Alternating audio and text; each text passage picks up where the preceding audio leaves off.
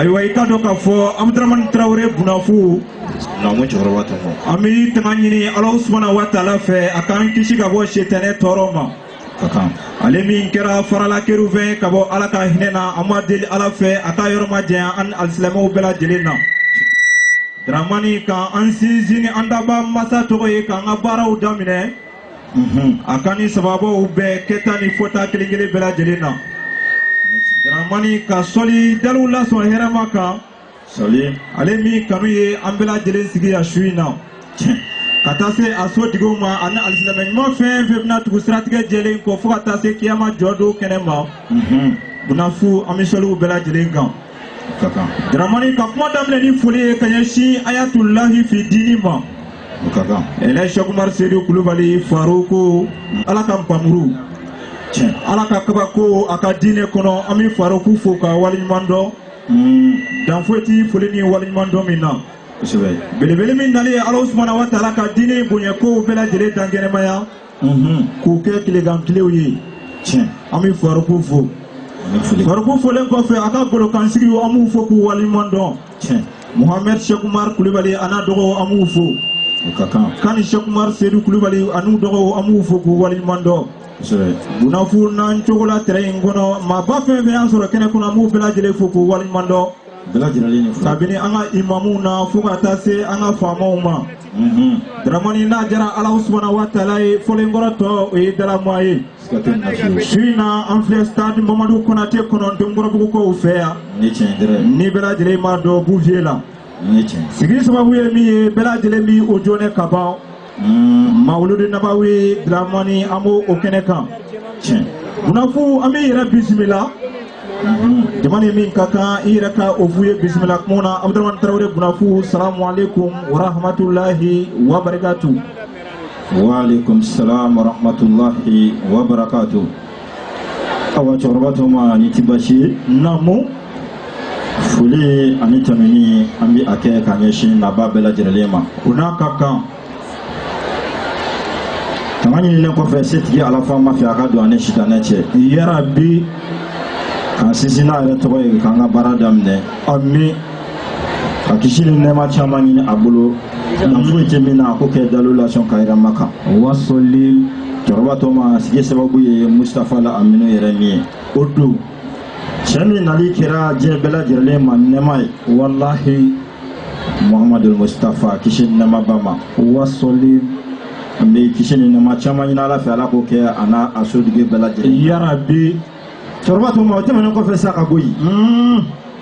an bɛ foli lase seko ka seko ma Faruku n'o ye tiɲɛ ani nkalon faraba ye wallahi cɛ min bɛ yen hali n'a sɔrɔ i ma kira Muhamadu Mustafa ye tiɲɛ n'i ye cɛ min ye a bɛ Mustafa ɲɛnafin bɔ i la wulibali don Elhaj Cheikh Umar Seydou Kulubali Ayatullahi fi dini morikɛ min bɛ yen ne a mangutuli o tɛ se ka fɔ ka se a hakɛ la abada min ma jigin kɔnɔ kuma la i b'o de fɔ ka t'i da n'a tɔ ye n'o tɛ k'a fɔ n ye morikɛ mangutu k'a ban siga tɛ o la o mori tɛ morikɛ in ye abada e ɲɛ tɛ Bouvier kɔnɔla la bi su in na a famɛ tɛku terrain kɔkan n'a kɛnɛmala bɛɛ lajɛlen u bɛɛ lajɛlen kɛ bɛ tɛku ye e ɲɛ bɛ a la kuma la hali jɔyɔrɔ tɛ a la kun tiɲɛ nin bɛɛ lajɛlen Faruku sababu ye ne y'a fɔ n b'a ta ni ka segin a segin a kan Bunafu Mawuludu wallahi a tun bɛ kɛ Mali kɔnɔ yan hakɛza a tun bɛ kɛ diɲɛ kɔnɔ wallahi nka ka Mawuludu kɛ tilegan tile ye diɲɛ bɛɛ lajɛlen k'a dɔn a la tiɲɛ o sababu bɔra Seko Faruku la o don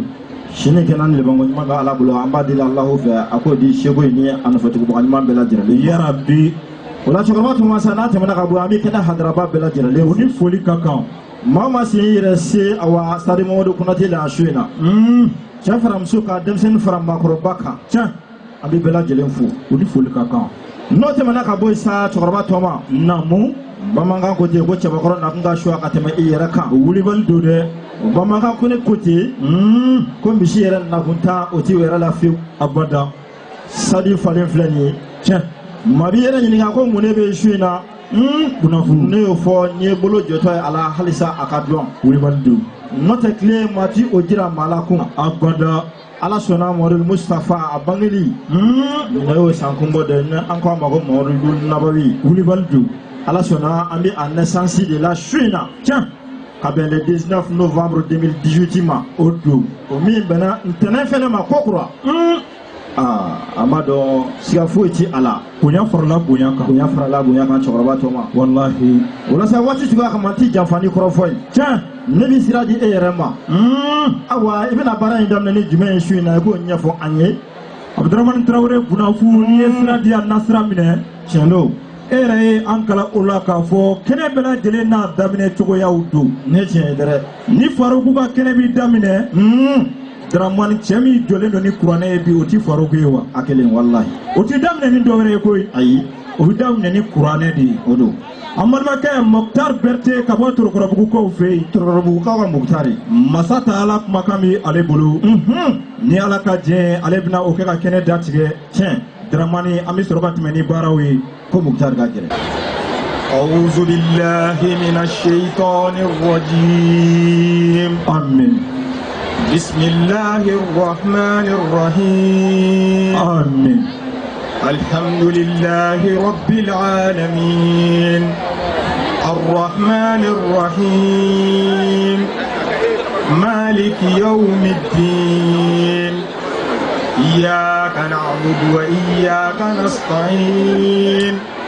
اهدنا الصراط المستقيم صراط الذين أنعمت عليهم غير المغضوب عليهم ولا الضالين آمين بسم الله الرحمن الرحيم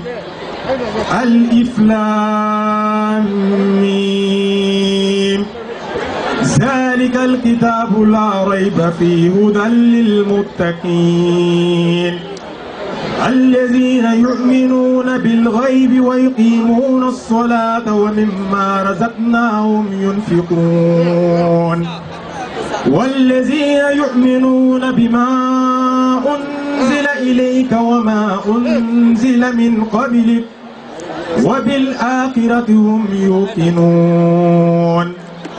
أولئك على هدى من ربهم وأولئك هم المفلحون صدق الله مولانا العظيم آمين السلام عليكم ورحمة الله تعالى وبركاته وعليكم أمان الشيخ فوق والمندو إلى الشيخ مرسيدو كلوبالي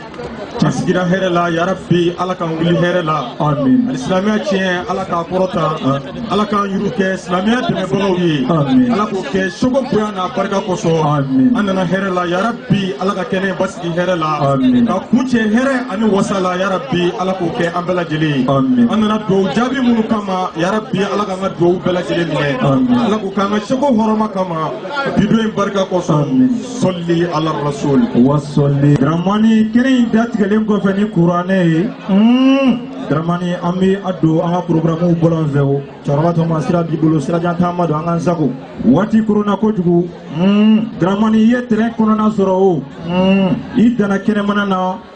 Dramani nin bɛɛ lajɛlen ye baraji kelenw de ye wallahi ni ŋaniya kɔni tilennen don Dramani baara banna pewu nin ye tiɲɛ ye sandani na sirajan taama don programme ɲɔkuru sɔrilen don sɔrilen don sandani na Jɛnɛba Nantumɛ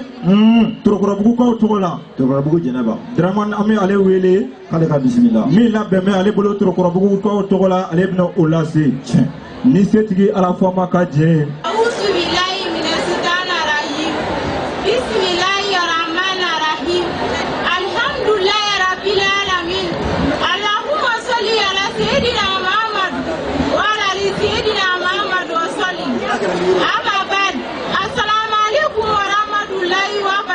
wa alaikum salam wa rahmatullahi wa barakatuh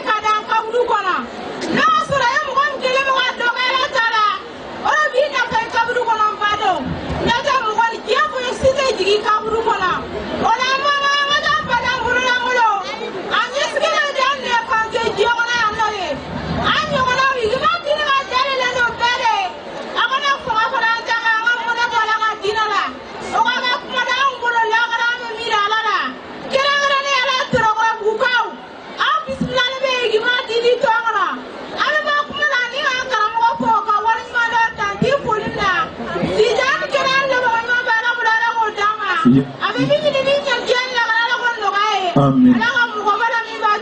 Amin. Amin. Amin. Wasoli ami amalmamsu fo ka waliñumando dan fuyti foli min na torokoro bugu kaw bɛɛ lajɛlen tɔgɔ la bunafu sira jantama du jɔn de danbɛ ni kande ye bunafu e yɛrɛ ka niveau la cɛkɔrɔba tɔma ni ye sira di an yɛrɛ na sira minɛ awasa i ka dɔn k'a fɔ 94.4 murumuru fiɲɛ suru k'an da tile bɔlen radio hɔrɔnya FM ale bɛ kan ka terrain kɔnɔ la kɛ direct ye sisan diɲɛ gɛjɛ bɛɛ lajɛlen na tiɲɛ don awa sani awa an ka tɛmɛ ni programme ye halisa foli belebeleba an b'a di kɛnɛ hadarabaw ma o n'a ka kan an ka faamaw caman bi an bolo kɛnɛ kɔnɔ yan cɛkɔrɔba tɔma o ni foli ka kan golomasiri tabaw la ka taa se awa an ka cakɛ bondaso ninnu fan kelen-kelenna bɛɛ lajɛlen kɛrɛnkɛrɛnnenya la administration sira kan o ni foli ka kan a bɛɛ lajɛlen maaw bɛ an bolo kɛnɛ kɔnɔ yan su in na an b'u fo k'u waleɲuman an b'u fo cɛkɔrɔba tɔma n'o tɛmɛna ka bɔ an bɛ wele bila Kadijatu Tarawele ma ka bɔ Parajikɔrɔnikaw fɛ yen tiɲɛ discours labɛnnen don ale bolo nasarakan na awa k'ale kana ka na o lase ne setigi alafama ka jɛ ko an balimamuso ka bisimila ko jama bɛɛ lajɛlen k'i basigi sɔɔni belebele Elhadji Umar Seydou Kulubali Faruku a bɛna tile minɛ terrain kɔnɔ na sɔɔni a tɛna kɛ waati jan ye amin Bismillahirrahmanirrahim. amin Alhamdulillahi Rabbil Alamin. amin Je cherche protection auprès d'Allah contre Satan le lapidé. Je prie sur le prophète Mohammed Rasulullah, paix et salut sur lui, sur sa famille et sur ses fidèles compagnons. Excellence Elhadji Umar Seydou Kulibali, chers leaders religieux et politiques, distingués invités, mesdames et messieurs, au nom du comité Ikimaloudine de Parajikoronie, je vous adresse mes sincères salutations et remerciements pour avoir répondu présent à notre invitation malgré vos multiples occupations. La cérémonie à laquelle nous assistons ce soir est l'une des festivités de commémoration de la naissance du prophète Mohammed Rasulullah, communément appelé Maouloud. Al-Maouloud al-Nabawi, qui signifie la naissance du prophète, et la commémoration de la naissance du prophète de l'islam Mohammed Rasulullah, que la paix et le salut d'Allah soient sur lui. Elle se célèbre à la date du 12 de Rabi al-Awal, 3e mois de l'année musulmane. Mohammed Rasulullah est le porteur du plus parfait des messages d'Allah, subhanahu wa ta'ala, à savoir l'islam. Allah informant que le prophète Mohammed, paix et salut sur lui, était un miséricorde pour toute l'humanité lorsqu'il dit: nous ne t'avons envoyé que comme miséricorde pour l'univers.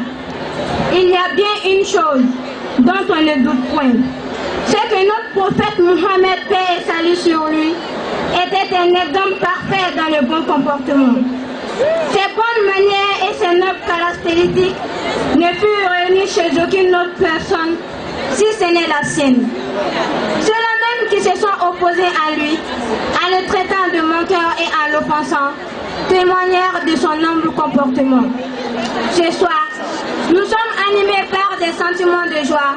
de fierté et de reconnaissance à l'endroit de notre Créateur, Allah subhanahu wa ta'ala, qui nous a créés non seulement comme êtres humains, mais aussi des musulmans. Nous, membres du comité Ikimaloudine et l'Islam, saisissons cette cérémonie grandiose pour manifester nos remerciements à notre guide spirituel, Elhadji Umar Seydou Kulibali Farouk, pour nous avoir fait découvrir le chemin emprunté par Mohammed Rasulullah, le sceau des prophètes, pour nous avoir fait délivrer du Satan maudit, pour nous avoir reliés à Allah subhanahu wa ta'ala, pour avoir fait de nous des jeunes musulmans, pour avoir fait de nous des enfants bénis. Merci, merci et encore merci. Farouk, nous réitérons notre engagement de vous suivre et de vous soutenir avec nos biens et nos âmes jusqu'aux dernières secondes de notre séjour en la machine ronde. Soirée de merveille à tous. Je vous remercie. Merci beaucoup. ayiwa Dramani ami ambalmamuso fo ka waleɲuman dɔn foli ka ka cɛkɔrɔba ma a ka nanzarakan cɛɲi ninnu na waatinin de bannen don pewu n'an ko an bɛ jɔn bɛɛ kan tiɲɛ programme ɲɔkuru sɛrilen don wa sirajan taama dun don bunafo welebali don dɛrɛ Dramani nin kɔfɛ cɛkɔrɔba ma an tɛna ko bila dagirinala ko ye jɔn ne dan bɛ nin kan de Dramani Awa Kulubali kulunin kɔkɔw bɛɛ lajɛlen tɔgɔ la kulunin kɔ Hawa min labɛnnen don ale bolo ale ka n'o lase ko Zeinabu Mayiga ani Kadija Sogodogo olu k'u labɛn poème labɛn b'u bolo nasarakan na tiɲɛ ninnu kɔfɛ olu bɛ n'o lase ni Ala ka jɛ أعوذ بالله من الشيطان الرجيم amen بسم الله الرحمن الرحيم amen الحمد لله رب العالمين amen اللهم صل على سيدنا محمد amen وعلى آل سيدنا محمد وسلم wasɔli أما بعد السلام عليكم ورحمة الله وبركاته wa alaikum salam wa rahmatullahi wa barakatuh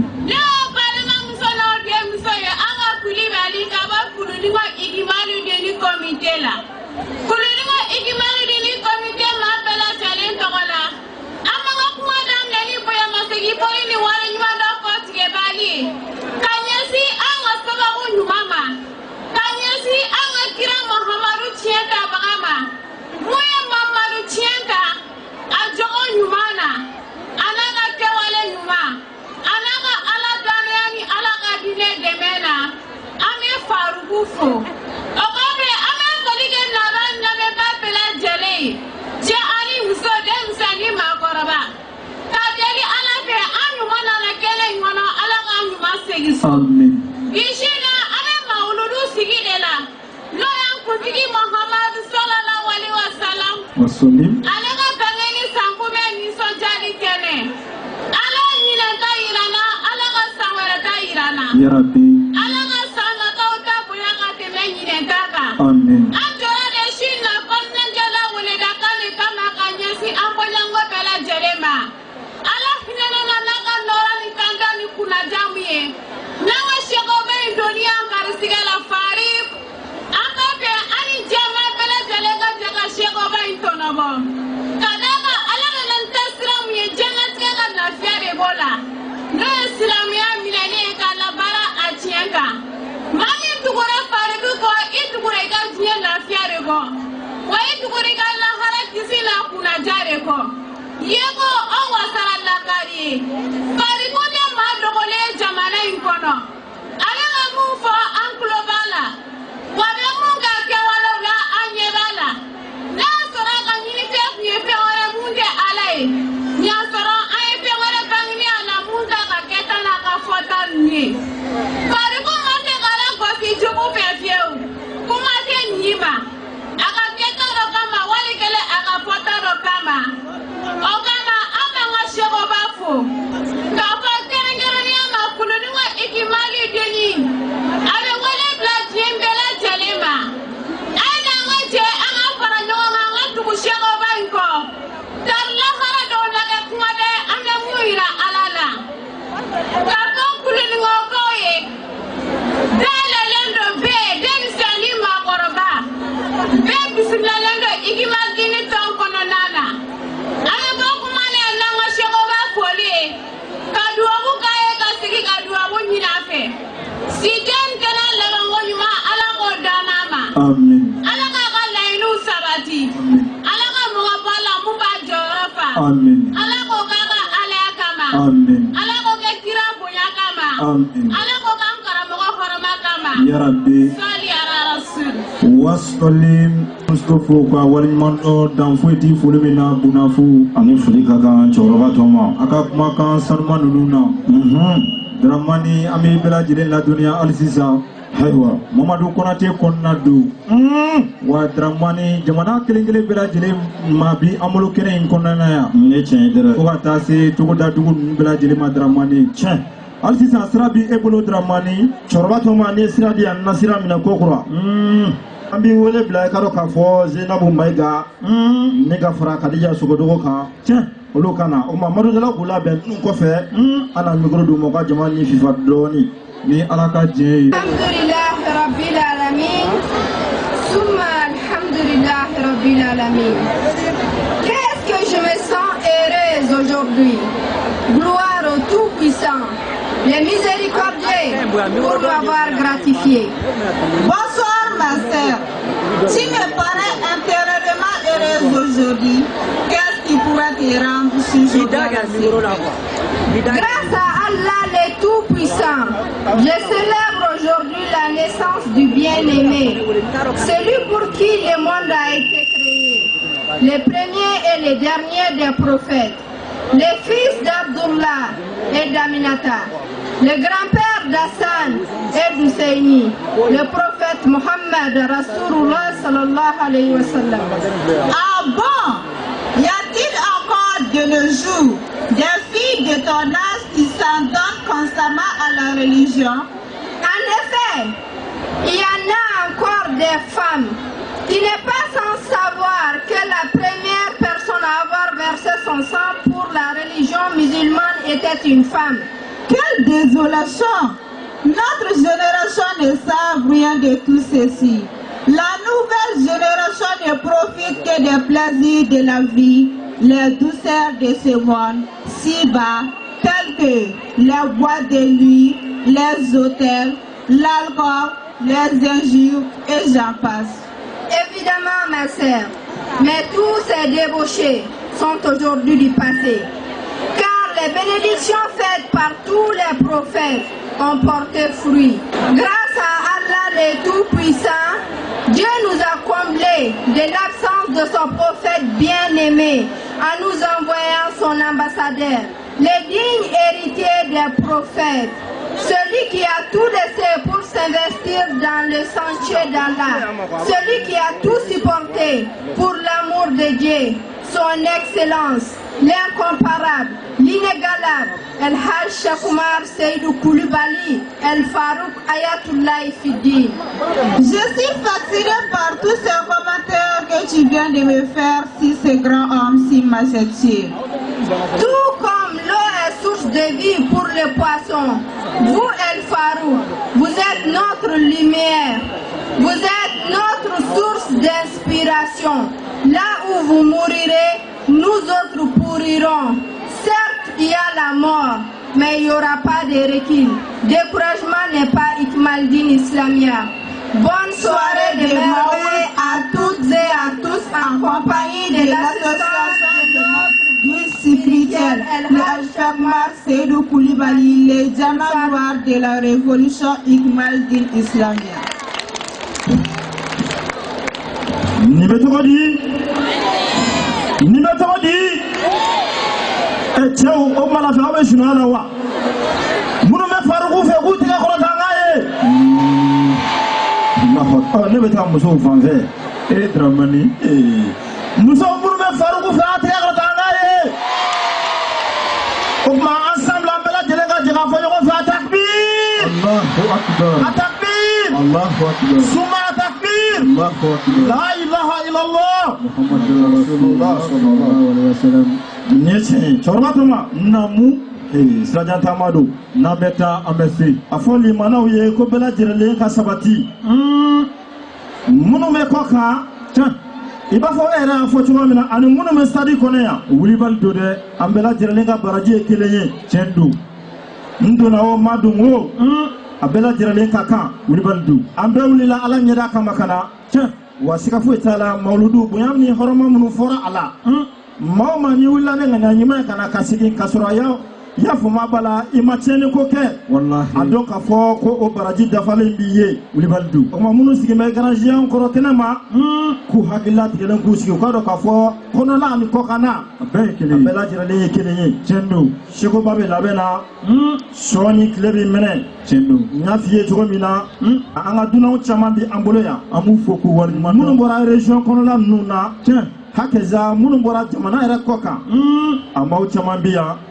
ni ala sonama wati ni amakoro kendo